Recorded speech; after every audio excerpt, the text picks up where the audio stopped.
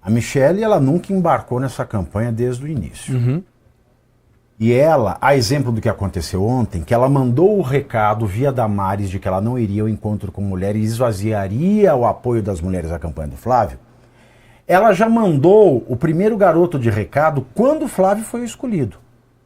Quem foi o primeiro garoto de recado da Michelle? Que foi o boi de piranha, né?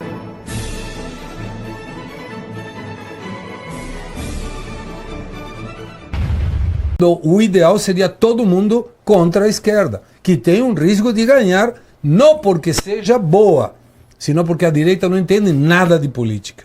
Agora, ô Eduardo, essa também não é uma situação nova. A Michelle, ela nunca embarcou nessa campanha desde o início. E ela, a exemplo do que aconteceu ontem, que ela mandou o recado via Damares de que ela não iria ao encontro com mulheres e esvaziaria o apoio das mulheres à campanha do Flávio, ela já mandou o primeiro garoto de recado quando o Flávio foi escolhido. Quem foi o primeiro garoto de recado da Michelle? Que foi o boi de piranha, né?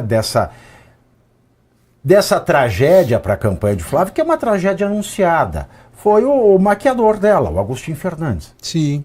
Ele foi o primeiro garoto de recado que já deixou claro que ela jamais iria entrar nessa campanha. Sim.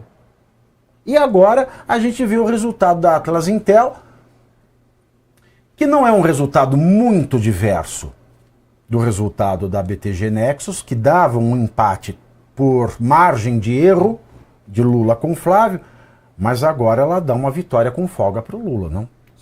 Sim, Pavinato. Mesmo eu também considerando esses elementos, por exemplo, o Lula, eu creio que ele não vai além disso, né? A gente sabe que a ascensão nas pesquisas, mesmo eu também não confiando em pesquisa, eu já falei isso em outra oportunidade, mas analisando este que se apresentou, o Flávio Bolsonaro tem mais propensão à ascensão, a crescimento. O Lula, ele tem um platô, né? Ele está pela reeleição. E ao mesmo tempo a gente sabe a estratégia da esquerda de apostar no medo. Então o medo acaba tendo, por exemplo, isso eu acho plausível, acho provável, esse tipo de pesquisa em que você acha quem você acha ruim para o futuro do Brasil, considerando variações. Aí as pessoas, conforme a pesquisa, respondem que Flávio, mas já não está ruim agora? Então por que a pessoa responde Flávio? Porque ela está sendo cooptada pelo medo. Isso no convencimento cognitivo dela, ela está sendo cooptada pelo medo, isso já é histórico na esquerda, a gente sabe muito bem disso.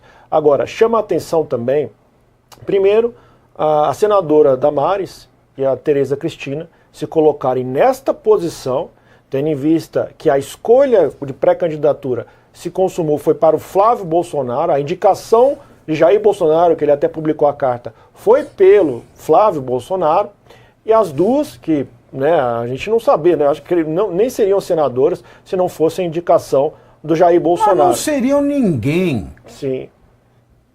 A Tereza Cristina ainda não sei, mas a Damares seria uma pobre coitada que sempre foi. Hoje é uma pobre coitada no Senado. E aí tenta convergir exatamente com a narrativa da esquerda, da direita misógina, que odeia a mulher, que quer mulher submissa, subjugada, tendo em vista que a gente sabe qual é o potencial, por exemplo, das tias do Zap. A gente sabe que as mulheres do Brasil... Já manda um beijo pra sua mãe, então. Manda um beijo pra minha mãe. As mulheres do Brasil amam seus filhos, amam seus esposos, amam seus filhos, sobrinhos, avós, pais. Então, as mulheres do Brasil, elas podem perceber, você pode reparar, quando tem aquelas manifestações na Paulista, os carros de som, a garganta ali, que seria a parte primeira, a fileira primeira ali, a maioria é mulher. Pode reparar que a maioria são de pessoas do sexo feminino. Você pode ter variação de idade, e predominantemente elas estão com uma idade média e avançada, mas elas estão presentes ali. A maioria do apoio que se consolida são das tias do Zap, que essas que são atuam, por exemplo, aqui comentou o Pavinato, da minha mãe. Então, me refiro assim, a direita, ela tem que entender que, primeiro, que não cair na conversa de misoginia.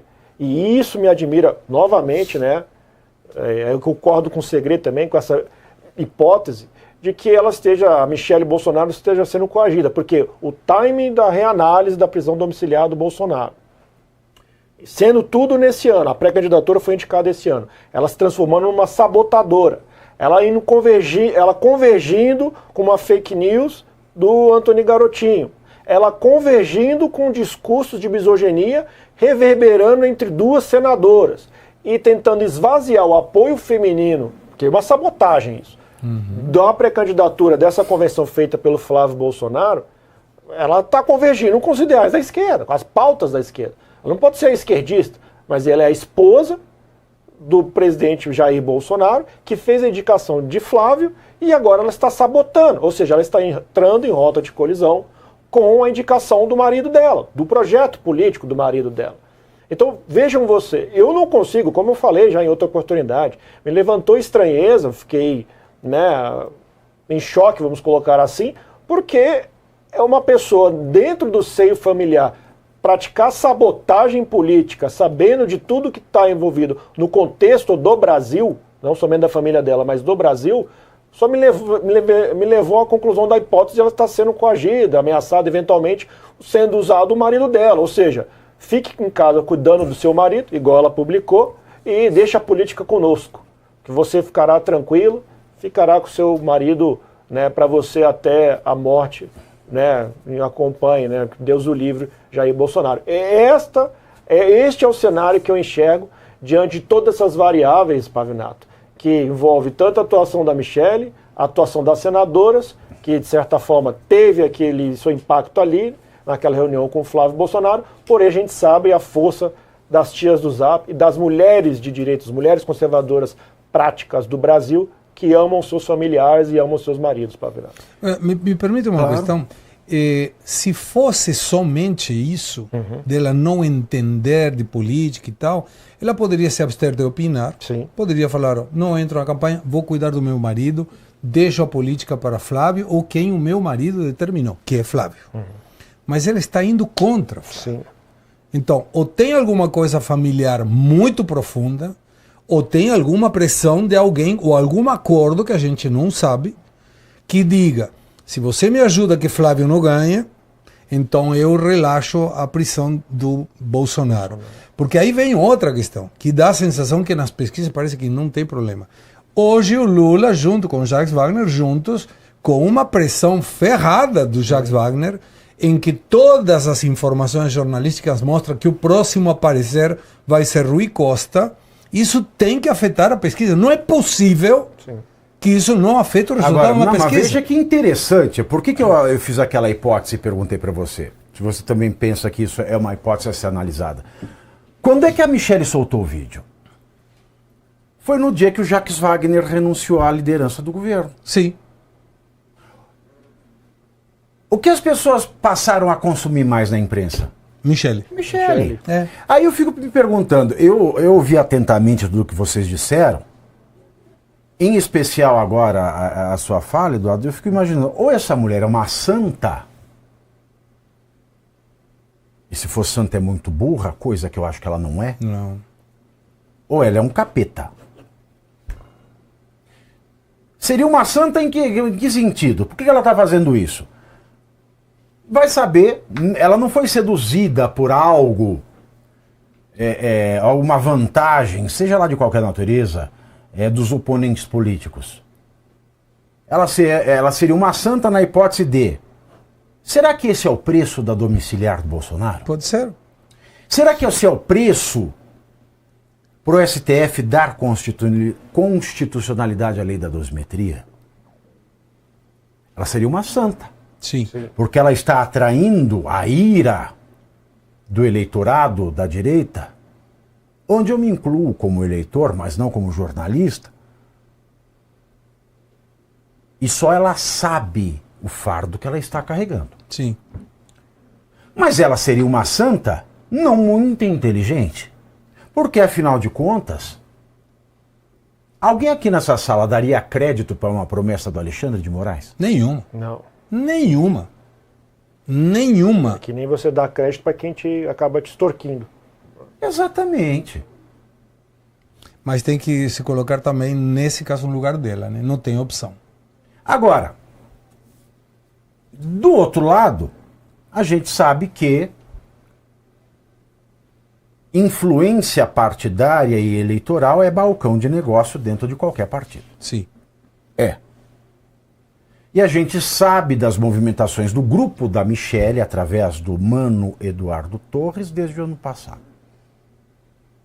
O sobrenome Bolsonaro vai apoiar tal, e essa candidatura do Flávio meio que tirou né, qualquer possibilidade de influência, vamos dizer, usar a palavra influência.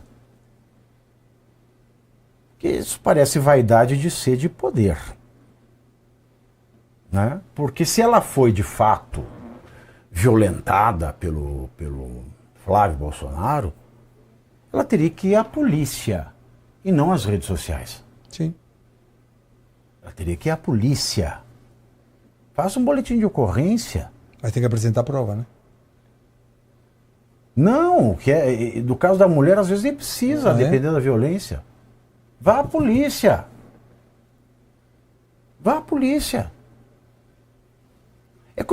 Esses muitos casos de abuso de mulheres das globais, né, que acabaram com a carreira de muitas pessoas, como o Marcos Melli. Acabaram com a carreira dele. Ninguém nunca foi à polícia. Só foram à imprensa. Eu sempre desconfio de alguém que não vai à polícia, mas vai à imprensa. Você pode ir para os dois juntos, mas tem que ir para a polícia. Claro. Sim. Claro. Tem que fazer as duas coisas, pelo menos. Então, eu fico com essa pulga atrás da orelha. Né? Ou ela é uma santa, mas uma santa ingênua, e eu acho que ela não seja ingênua, ou é a madrasta má.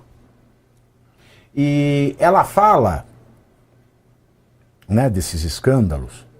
Muita gente que eu conversei hoje, que faz parte do núcleo do bolsonarismo, até descarta, né, essa sugestão de que ela estaria falando da noite dos astronautas e ela postou o vídeo do Antônio Garotinho e depois fez aquela previsão para confundir.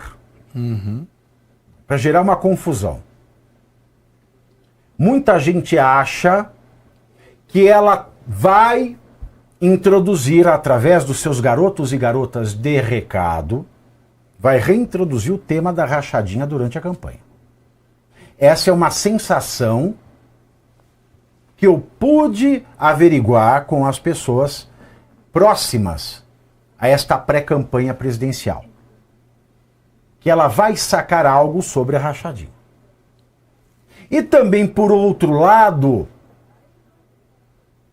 ela também tem aquele famoso adágio: diga-me com quem tu andas e te direi quem és. Porque entre ontem e hoje, 2 fatos se abateram sobre a pré-campanha de Flávio Bolsonaro. O primeiro, o advogado José... Terminou o vídeo, mas agora começa a parte que realmente importa: entender o que está acontecendo nos bastidores da política brasileira. Todos os dias, às 7h30 da noite, 19h30, eu entro ao vivo no canal do Metrópolis no YouTube para analisar os fatos do dia, os discursos, as decisões e os impactos de cada movimento em Brasília, com convidados especiais, debate e análise direta. Pavinato 7h30, ao vivo, no canal do Metrópolis no YouTube.